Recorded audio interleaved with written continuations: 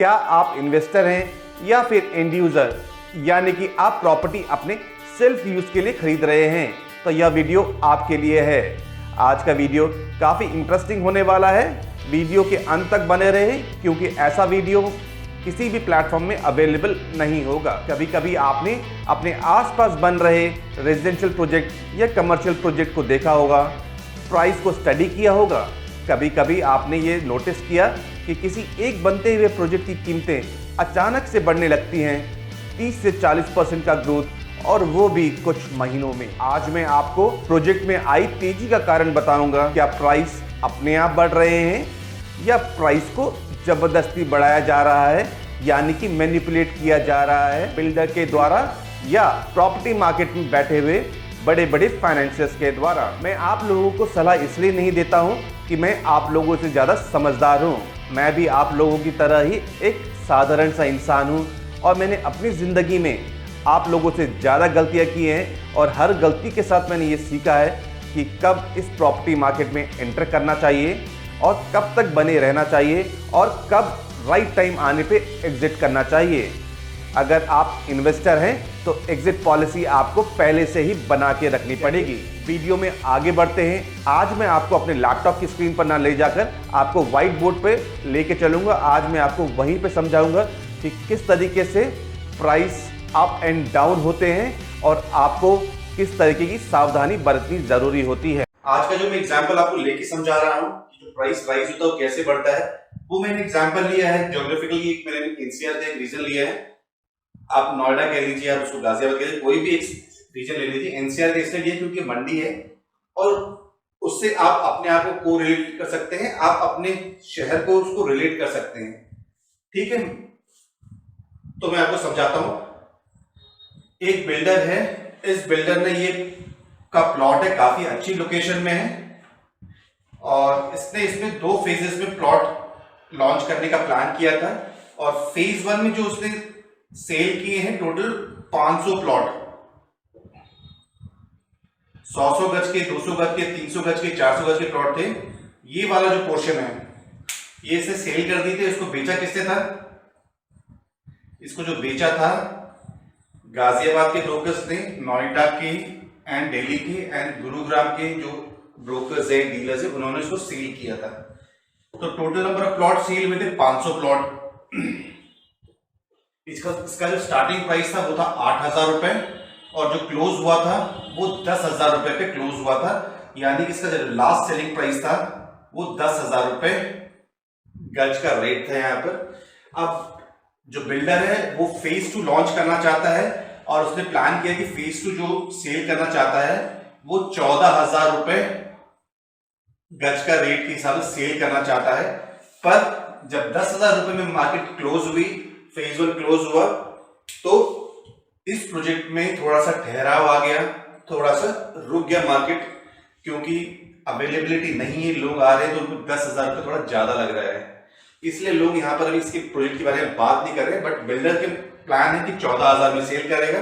Builder ने कहा कि अनूप ये बताओ यार कैसे करूं, 14,000 रुपये में सेल करना है और 10,000 रुपये में लोग आ नहीं रहे यहाँ पर, तो कैसे करूं? तो मैंने बोला चलिए मैं इसमें कुछ काम करता हूँ, मैं एक ऑपरेशन करता हूँ और 10 प्लॉट इस मार्केट से हम इस 500 प्लॉट से, यानी कि इन 500 जो प्लॉट हैं 10 प्लॉट हम खरीदते हैं। टर्म हम यूज करते हैं उसे कहते हैं बाई बैक, उसे कहते हैं हम बाय बैक। बाय बैक करने पे क्या होता है, कैसे प्राइस बढ़ाया जाता है, सब नेचुरल तरीके से होगा। पोटेंशियल बायर्स को, एक्चुअल बायर्स को और जो कुछ डीलर्स है, किसी को कुछ नहीं पता चलता है। सबको लगता है कि तेजी आने लगेगी और किस तरीके से तेजी आएगी वो मैं आपको बताता हूं। तो मुझसे कहा गया, तो मैंने क्या किया, मैंने सबसे पहले अपने 2 टेलीकॉलर लिए, टेलीकॉलर 1 और टेलीकॉलर 2। ठीक है, इन दोनों को कहा कि ये जो 500 बायर्स हैं हमारे, उन सब पे कॉल करिए आप और उनको बोलिए कि क्या आपको प्लॉट सेल करना है, आपके पास डिमांड आई है खरीदने के लिए। ये नहीं बताएंगे कि ये कंपनी से बोल रहे हैं, कहां से बोल रहे हैं। ये एक एसोसिएट की तरफ से कॉल जाएगी इनके पास जानने के लिए कि क्या वो सेल के लिए है या नहीं है। सिर्फ मार्केट को बेसिकली हिलाना होता है। खरीदूंगा मैं इन 500 प्लॉट में से डायरेक्टली मैं कोई प्लॉट नहीं खरीदूंगा, सिर्फ मार्केट हिला रहा हूँ, पेड़ हिला रहा हूँ कि उसमें से क्लाइंट आए और कहाँ कहाँ पर लोग प्राइस को लेके जाएंगे। पहला तो कॉल मैंने करा है 500 प्लॉट पे, फिर मैंने कॉल करा है नोएडा के ब्रोकर्स में, गाजियाबाद के ब्रोकर्स में, दिल्ली के एंड गुरुग्राम के जो मेन ब्रोकर्स थे उनको मैंने कॉल करा है। और हर ब्रोकर के नीचे कम से कम 40-50 सब ब्रोकर्स काम करते हैं और जिन्होंने ये 500 प्लॉट बेचे गए हैं। किसी के पास 10 है, किसी के पास 12, किसी के पास 2, किसी के पास 15। ये सारे क्लाइंट्स इन लोगों के पास ही होते हैं, इन सब के पास। ठीक है,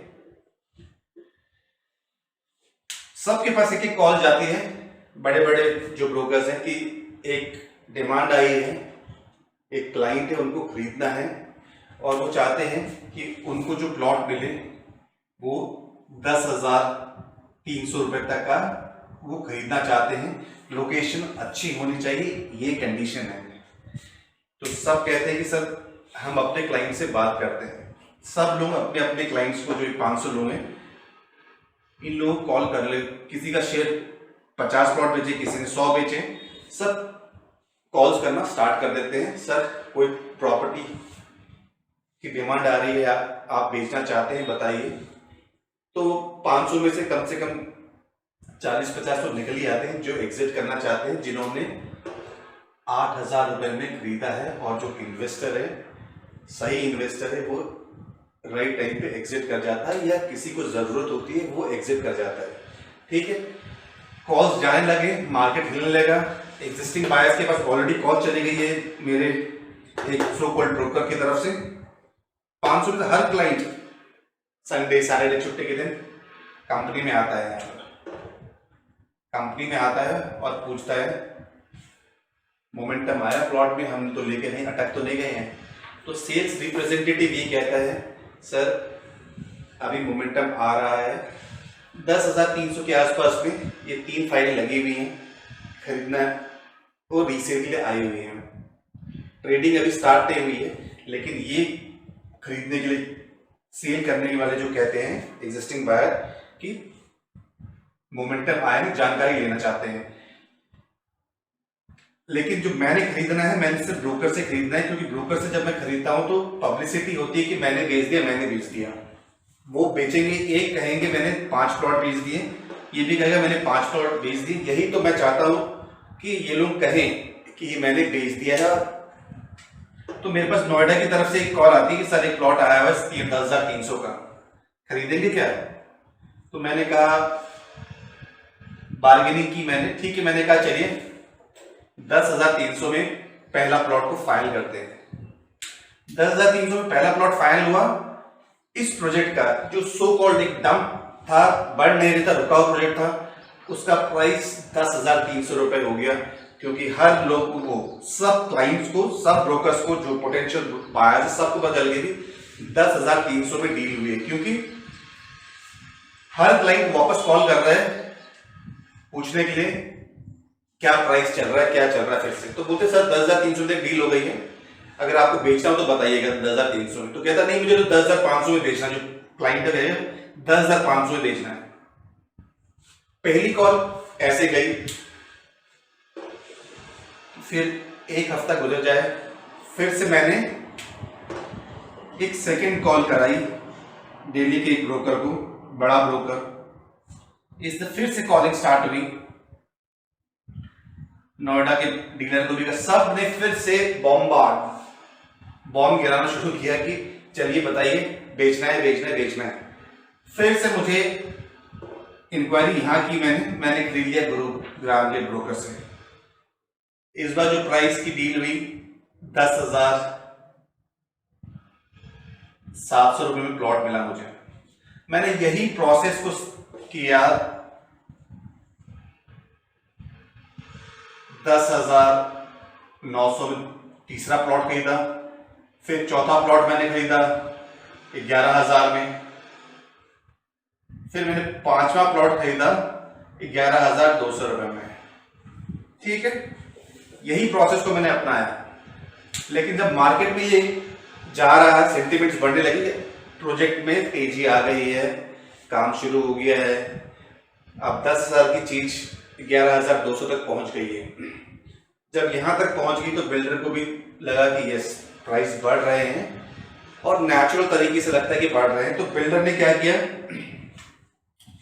बिल्डर ने जैसे 10,200 का प्राइस हुआ, फुल पेज ऐड, जो डेलीज हैं, अखबार हैं, सब में फुल पेज ऐड लगा दिए कि हम फेज 2 आ रहा है, फेज 2 आ रहा है, coming soon, coming soon. Social media हर प्लेटफॉर्म पे कैंपेन चलने लग गई, coming soon, coming soon, coming soon. Potential buyers जो विजिट कर रहे थे, यहां पर खरीद नहीं रहे थे कि महंगा होने की वजह से, फिर से वापस आते हैं इन ब्रोकर्स के पास, कंपनी के पास। क्या 11,200 में प्रॉपर्टी मिल जाएगी? क्योंकि ये सब बेंचमार्क बना चुके हैं। तो वो कहते हैं सर अभी 11,200 तो नहीं होगा, कंपनी 14,000 में लॉन्च कर रही है, तो आप यहां पर 11,400 रुपए में आप ले सकते हैं। ये मार्केट में पोटेंशियल बायर ने खरीद लिया ये। फिर मैंने 7वां प्लॉट, ये तो डायरेक्ट गया। फिर मैंने यहां पर करते करते 11,700 रुपए करते करते करते फिर मैंने जो 10वां प्लॉट खरीदा, वो प्लॉट मैंने खरीदा 12,250 का। प्राइस मैंने कहाँ स्टार्ट किए थे, यहां से, और पहुंचा दिया यहां पर। जबकि जो डील्स हुई हैं मात्र 10 या 11 डील्स हुई हैं। ये भी प्राइस को मैनिपुलेट करते हुए यहां तक लेके आ गए हैं। बट सेंटिमेंट्स ये हो गए कि प्रॉपर्टी के प्राइस, इस प्रोजेक्ट के प्राइस बढ़ने लगे हैं और लोग यहां पर फिर इंटर करने लगे। जैसे शेयर मार्केट में सेंटिमेंट्स काम करता है, अरे बिकवाली आ रही है, डाउन आ रहा है, बेचो बेचो बेचो। और जैसे मार्केट घर का सब उठने लगता है, सब कहते हो चलिए खरीदते खरीदते खरीदते हैं, तो मार्केट ऊपर चला जाता है। सेम चीज यहां पर अप्लाई होती है।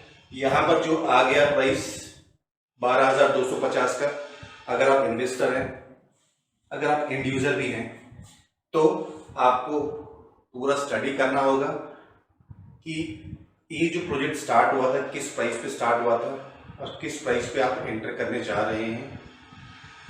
और इसके सराउंडिंग में, इस प्रोजेक्ट के सराउंडिंग में क्या प्राइस 12,250 का है या 10,000 तक का है, तो मैं बोलूँगा 12,250 ठीक प्राइस है।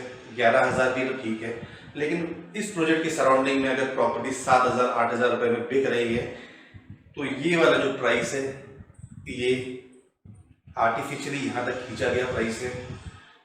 इसे बबल कहते हैं। जब भी कभी एक मैनिपुलेट करके एक प्राइस लाया जाता है, तो उस प्राइस के बाद जो प्राइस आता है वो एक ठहराव के साथ आता है। बट इस केस में यहाँ पर एक बचा हुआ है फेज 2। बिल्डर ने क्या किया है, 12,200 प्राइस का आते आते बिल्डर ने यहाँ पर जो लॉन्च किया, लॉन्च करते ही इसने 13,500 में लॉन्च कर दिया phase 2 with new amenities, with new plot size, with new locations. फिर आप लोग पूछेंगे ये जो प्लॉट खरीदे गए थे सर क्या करेंगे आप अनुप, तो मैं कहूँगा ये तो कंपनी ने खरीदे हैं और मैंने स्टार्टिंग में कहा था कि अच्छी लोकेशन का प्लॉट चाहिए। तो ये जो प्लॉट खरीदे गए हैं, ये प्लॉट वापसी बिकवाली में आएंगे 13,500 में ना आके, ये प्लॉट यहाँ पर 15,000 में सेल के लिए आएंगे यहाँ पर, क्योंकि बिल्डर ने जो महंगे खरीदे उसको भी तो एवरेज आउट करना है। ठीक है, यहाँ तक अभी आप समझ गए कि कैसे प्राइस मैंने 10,300 से लेके 12,250, ये जो समय है ये हो सकता है कि 1 महीने में अचीव हो जाए, हो सकता है कि 2 महीने में अचीव हो जाए, क्योंकि ये जो मोमेंटम लाने का तरीका है बहुत ही नेचुरल तरीके से लाना होता है। किसी भी ब्रोकर को नहीं पता चलता है कि क्या हो रहा है क्या नहीं हो रहा है, ये सिर्फ 1 या 2 लोगों को पता होता है। और सब लोग ये सोचते हैं कि सेंटिमेंट्स आ गए हैं खरीदारी के लिए, चलो जैसी मार्केट हल्का सा बढ़ता है सब लोग उसमें एंटर करना चाहते हैं। हर पोटेंशियल बायर्स आएगा यहाँ पर, हर ब्रोकर्स उनको कॉल करेगा पोटेंशियल बायर्स को, आइए प्राइस बढ़ रहा है, आपने तब नहीं लिया 10,000 में, अब 10,900 में खरीदिए, 12,000 में खरीदिए, 13,500 में खरीदिए। 13,500 में क्यों खरीदेगा कंपनी के प्राइस में, बोलेगा मेरे को यहाँ पर कुछ कैश देने से बचना है तो मैं 13,500 में खरीदता हूँ, मेरी पसंद की लोकेशन मिल जाएगी, यहाँ पर 4 में से एक लोकेशन लेनी है, 3 में से एक पसंद करूँ मिल जाएगी मुझे।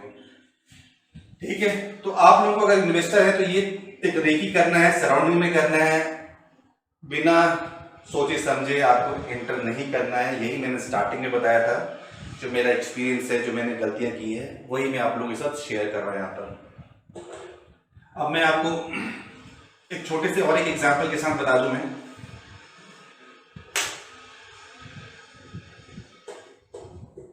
ठीक है, एक छोटा सा एग्जांपल आपको बता देता हूं कि क्या है। अगर कोई प्रॉपर्टी आपके सराउंडिंग्स में है, कोई प्रॉपर्टी देखिए जिसकी कीमतें 20 सालों में हो सकता है कि 10% भी बढ़े, 20% भी बढ़े, बट कुछ प्रॉपर्टी ऐसी होती है जिसकी 20 गुना 30 गुना भी हो जाती है। बट एक जनरल एक आपको मैं समझाता हूं।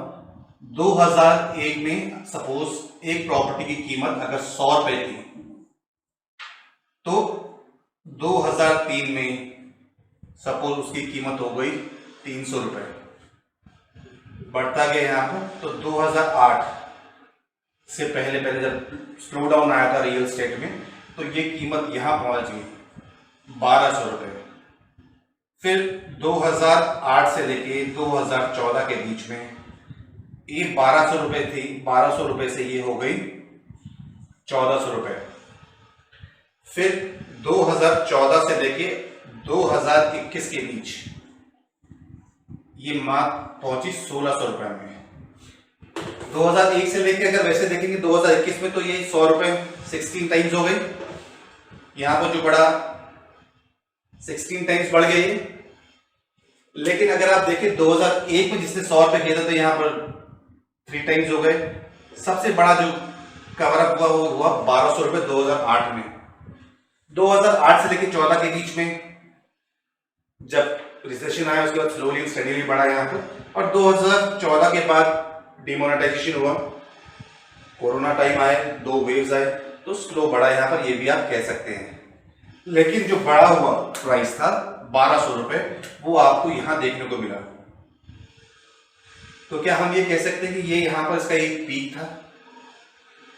तो मैं ये कहूंगा कि यहां पर सेंटिमेंट्स लोगों के बहुत बड़े कि इस प्रॉपर्टी को खरीदने के लिए कूद पड़े बिना सोचे समझे, और ये कहूं कि इसे जबरदस्ती ये प्राइस यहां तक लाया गया था 1200 रुपए। ये इसका एक्चुअल प्राइस नहीं था, ये जो प्राइस था ये इन्फ्लेटेड प्राइस कहते हैं इसे, जिसे हम बबल कहते हैं रियल एस्टेट में, इन्फ्लेटेड प्राइस। ये इसका एक्चुअल प्राइस नहीं है, जबरदस्ती इसको यहां तक ला के रखा गया।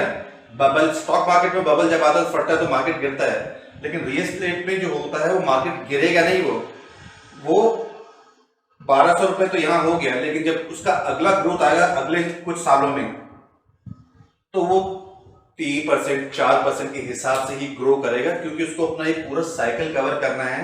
वो साइकिल ये है कि हर साल उसको 10 से 12% 13% तक ग्रोथ होता है रियल एस्टेट में, उसको वही कवर अप करना है। जब भी आप देखेंगे कोई प्रॉपर्टी बड़ी है फिर उसका जो आगे का जो समय होगा वो बहुत स्लोली एंड स्टेडीली ग्रो करेगा, 3 से 4%। रियल एस्टेट में जो 3 से 4 10 से 12% का रिटर्न मिलता है। और जितनी सैलरी बढ़ रही है एक आम इंसान की, जब मैं जॉब करता था मेरी भी सैलरी 10 से 12% ही बढ़ती थी, बट आप लोग का हो सकता है कि 30-35% बढ़े, बट जनरल जो है वो 10 से 12% की सैलरी बढ़ती है। तो उसी हिसाब से रियल एस्टेट भी बढ़ता है। 10% सैलरी बढ़ रही है, रियल एस्टेट 30% बढ़ रहा है, ऐसा पॉसिबल नहीं होता है। अकॉर्डिंगली सैलरी बढ़ी, जो अर्निंग कैपेसिटी उसी के हिसाब से बढ़ेगी। जो अच्छे इन्वेस्टर हैं वो 1200 रुपये 100 रुपये खरीद लीजिए, 1200 रुपये में आएगी, तो 1200 रुपये आते आते 1210 रुपये में वो बेच देंगे या 1200 में बेच देंगे। उन्हें पता है कि आगे बहुत स्लो ग्रोथ होगी। जो अच्छा इन्वेस्टर है और जो अच्छा एंड यूजर का भी इन्वेस्टर है, वो जब पीक में जाती चीजें तभी वो एग्जिट कर जाता है। तो इसी इन्फ्लेटेड प्राइस कहते हैं, जबरदस्ती का बढ़ाया हुआ प्राइस करता है। जैसे मैंने वहां बढ़ाया था उस प्रोजेक्ट में, वैसे ही यहाँ पर बढ़ाया हुआ प्रोजेक्ट है। इससे आप लोगों को बचना है, क्योंकि इस प्रॉपर्टी मार्केट में ना आपका कोई भी नहीं, आपको खुद ही देखना है कि आप अपना भला कितना कर सकते हैं। ठीक है, आज के लिए बस इतना ही। होपफुली मैं समझा पाया होगा अच्छा लगे तो दोस्तों के साथ शेयर कीजिएगा। नए हैं मेरे चैनल में तो सब्सक्राइब और बेल आइकन जो नोटिफिकेशन का उसको प्रेस कर दीजिएगा। आने वाले आपको वीडियोस आसानी से मिलते रहेंगे। तो आज के लिए बस इतना ही। Thank you and thank you for watching.